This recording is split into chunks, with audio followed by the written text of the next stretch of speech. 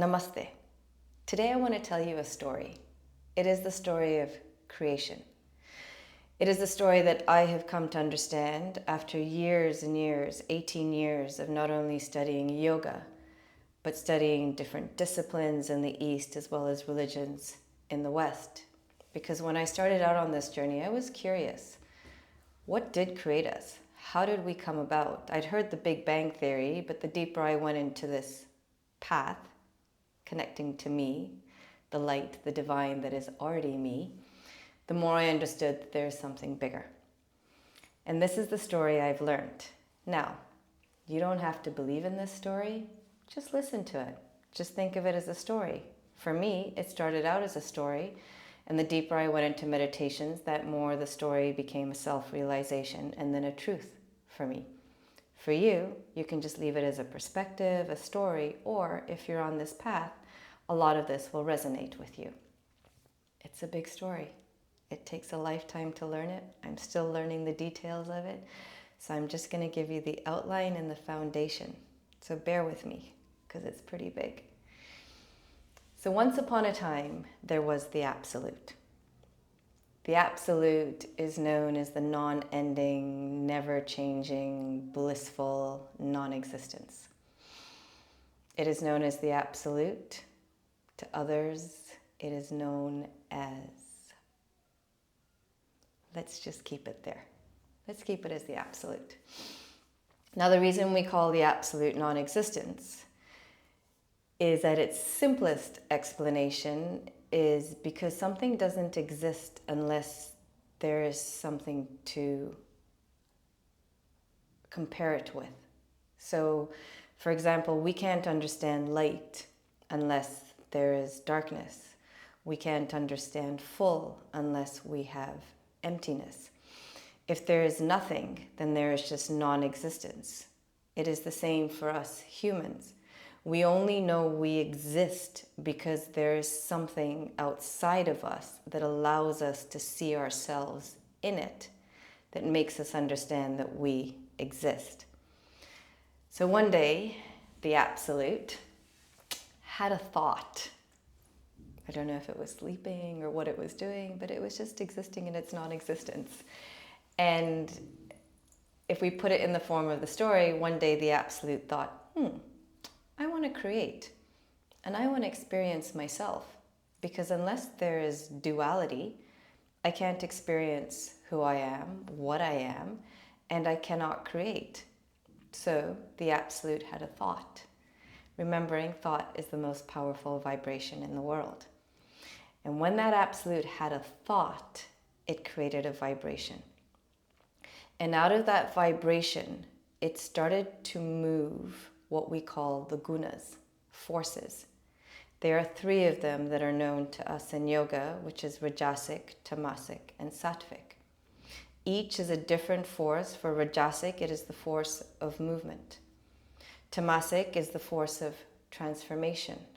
Sattvic is the force of calmness.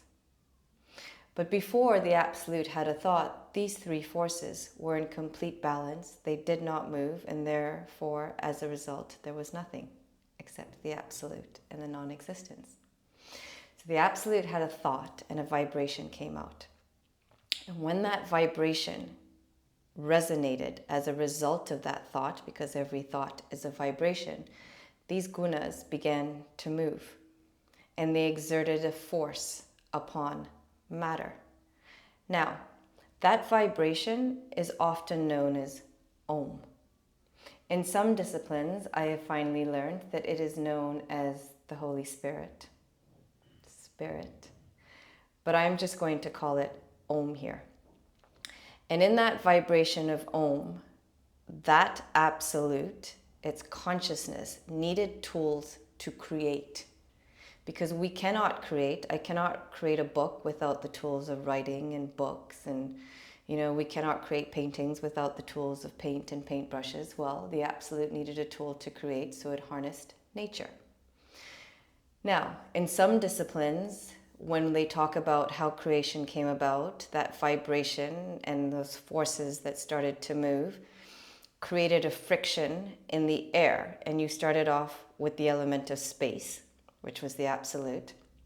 And from it, as it created a vibration, that space began to move and created air.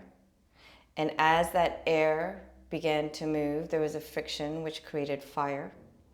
And as that fire, that heat grew, there was a condensation which created the element of water. And as that water fell, it gave rise to earth. Just a second. Sorry, there's a 4-year godchild of light that runs in and out of my life. So I'm going to try and remember where I was, but it gave rise to earth. Those 5 elements are in all of creation. Those 5 elements exist within us. Diverting a little, how those 5 elements exist within us, the element of earth is our bones. The element of fire is our digestive system. Water is all our fluids, our urine, our mucus. Air is the air that we breathe and comes in. And space is the space within all of our cavities. So as the absolute had a vibration and it gave rise to the 5 elements and the forces, the gunas began to move, creation began to occur. In some disciplines, in yoga as well, there were also a number of tools that creation had to harness that sits, and all of this sits in the vibration of Om. So just visualize an absolute black, non-existent, blissful nothingness and a vibration, and now that vibration, just visualize rain as vibration coming out of it, and within it are forces, gunas that are beginning to move and create the elements and the movement of matter, energy, all of that, and creation begins to occur. Now, in the human form and in other forms, they are also tools. I'm going to call them tools.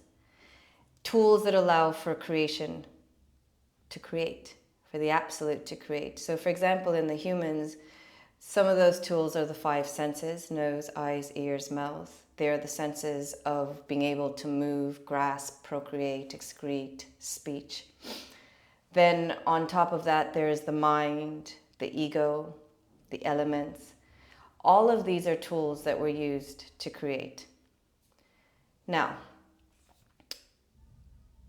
the thing is with nature is that nature, once it's ignited and it doesn't come back into complete balance, it is constantly shifting and moving as long as those 3 forces are active.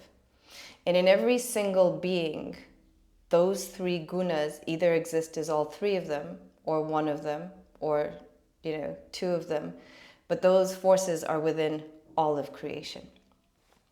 Now, nature, by its very nature, is always shifting and changing. It is never permanent. In fact, by the time I finish this video, there will be things in me that have changed, died off, and new cells have appeared that weren't there when I started this video, because nature by its very characteristic is impermanent.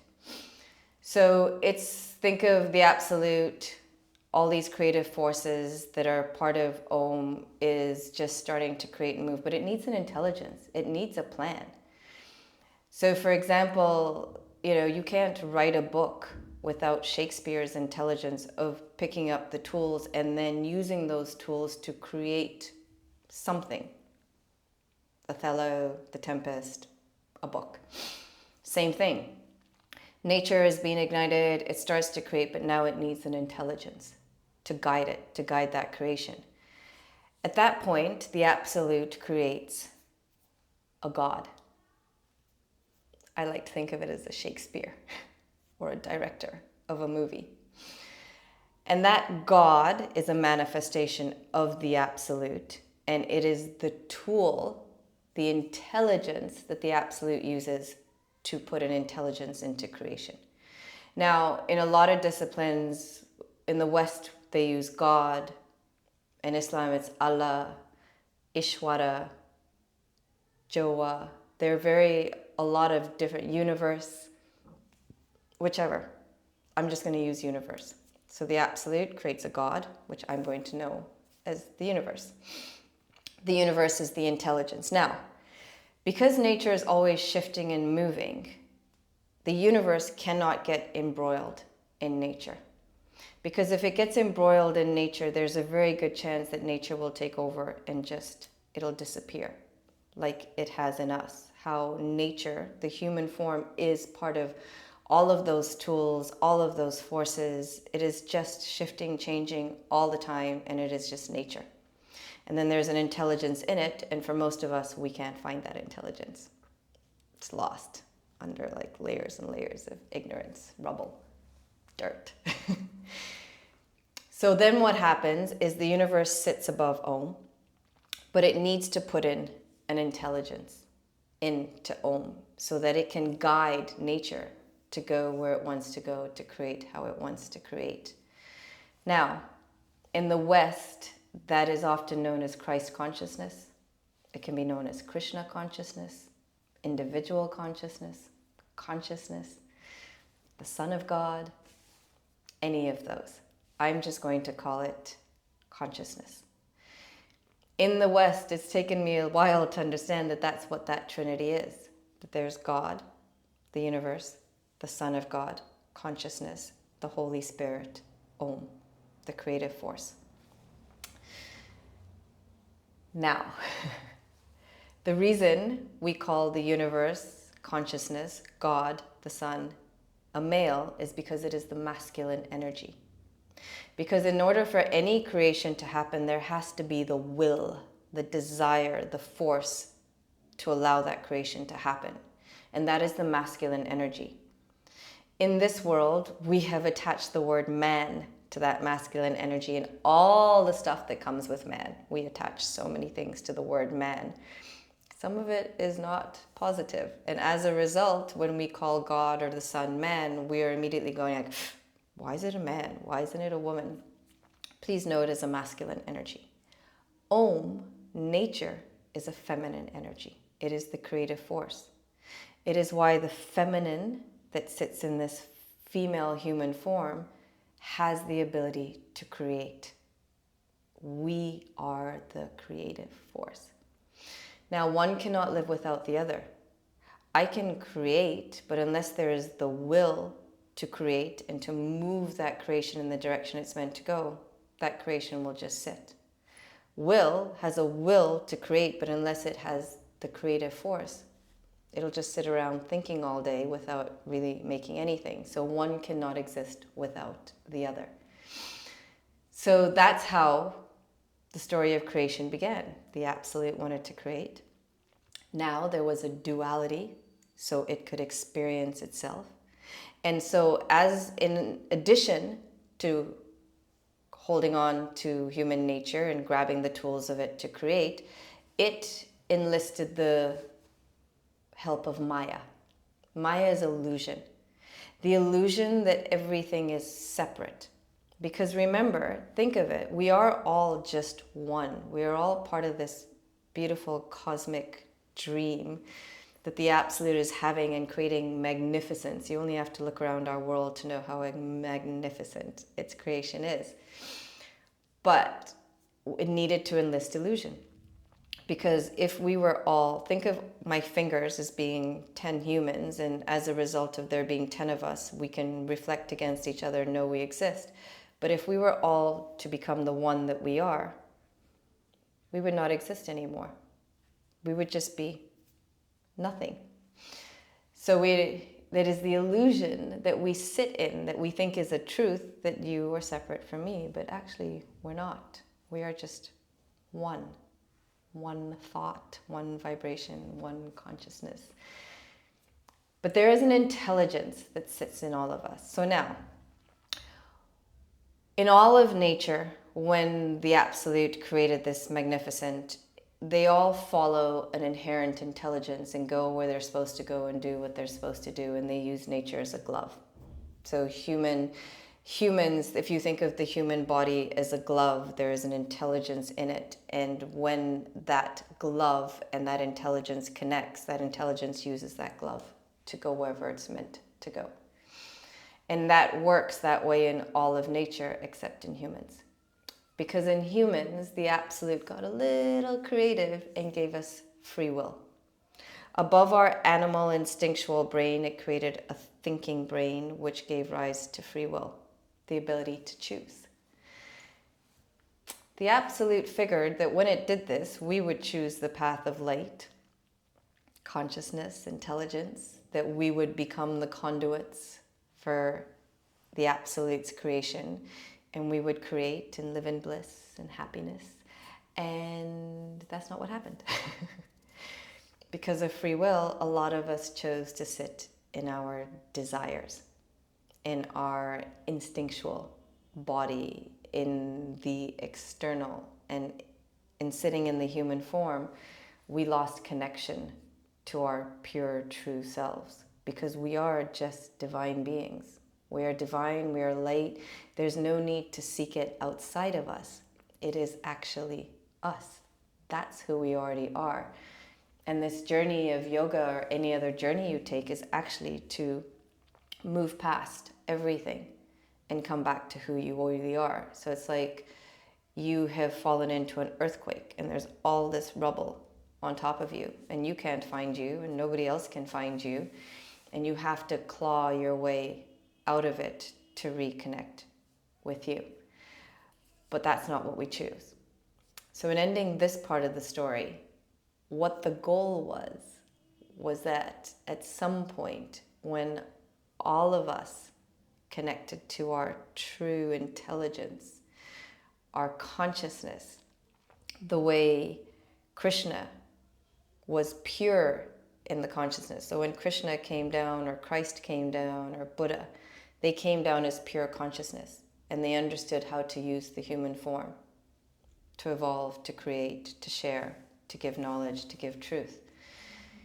That the goal was, when we all reach that, when we reach that stage of complete enlightenment and we were all living in our conscious inherent intelligence, that we would all just be like whoosh, and suck back into the Absolute, and then we would just get back into non-existence, which you would think would not be a comfortable place, but is actually a super amazing, blissful place. I have experienced it once in my meditations, and I was like, oh my God. Okay, so the next part, because I don't want these videos to be very long. The next part I'm going to talk about is, why are you here? What is our purpose here?